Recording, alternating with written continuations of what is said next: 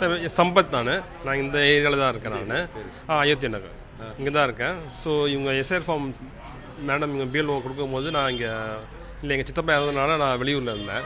So அப்போ என்னால் வர முடியாத போயிடுச்சு. ஸோ அதனால் இப்போ வந்து புது ஃபார்ம் அப்ளை பண்ண சொல்ல கொடுத்துட்ருக்கேன். அப்போ உங்களை வந்து காண்டாக்ட் பண்ணாங்களா? ஃபோனில் ஏதாவது காண்டாக்ட் பண்ணி ட்ரை பண்ணி பார்த்தாங்களா?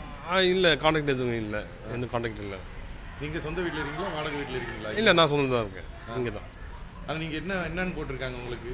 என்னது இல்லை நீங்கள் வந்து ரிஜெக்ட் இப்போ ஓட்டு இல்லை ஏற்கனவே இருந்த ஓட்டு இப்போ இல்லை. ஆமாம், அது இல்லைன்ட்டாங்க. ஆமாம், என்னென்னு ரிஜெக்ட் பண்ணியிருந்தாங்க? நீங்கள் என்னென்ன அவங்கள இன்னும் கேட்கல. நான் அதை பற்றி என்ன கேட்கல எதுவும். இப்போ லிஸ்ட்டோட பார்த்தா என்னோட லிஸ்ட்டில் அந்த பேர் என்னோட என் அம்மா பேரோ இல்லை, 2 பேரும் இல்லை. ஸோ அதனால் இப்போ புதுசாக அப்ளை பண்ண சொன்னால் புதுசாக கொடுத்துட்ருக்கேன். ஃபார்ம் 6 புதுசாக? ஆமாம், புதுசாக அப்ளை பண்ணுங்க. என்ன சொன்னாங்க அவங்க வந்துட்டு? ஏற்கனவே ஓட்டு வந்து நீங்கள் எஸ்ஐஆர் ஃபார்ம் கொடுத்தாங்கல்ல? ஆமாம், டைம் கொடுத்தாங்க உங்களுக்கு? ஆமாம், டைம் கொடுத்து அதான் சொல்கிறேன். எங்கள் சித்தப்பா இருந்தனால நாங்கள் இங்கே இல்லை. கிட்ட ஒரு 2 வீக்ஸ் மேலே நான் அங்கே தான் இருந்தோம். ஆனால் உங்களுக்கு காரியம் முடியாது சொல்கிறாங்களே, உங்கள் ஃபோன் நம்பர் கனெக்டிவிட்டியில் இருக்காது? இல்லை, அதில் எதுவும் எனக்கு கால் எதுவும் வரல. எனக்கு எதுவும் சொல்லல, எதுவும் கால் எதுவும் வரல எனக்கு. ஸோ அதனால் வந்து நான் ஏரியாவில் பார்த்து கேட்டதுக்கு ஃபார்ம் கொடுத்துட்ருக்காங்கன்னு சொன்னாங்க. ஸோ அதுக்கப்புறம் நான் பிஎல்ஓ கனெக்ட் பண்ணும்போது ஃபார்ம்லாம் முடிஞ்சு சார் கொடுத்துட்டோம், நீங்கள் நியூவாக தான் அப்ளை பண்ணுவேன்ட்டாங்க. ஸோ அதனால் புதுசாக அப்ளை பண்ணுறேன்.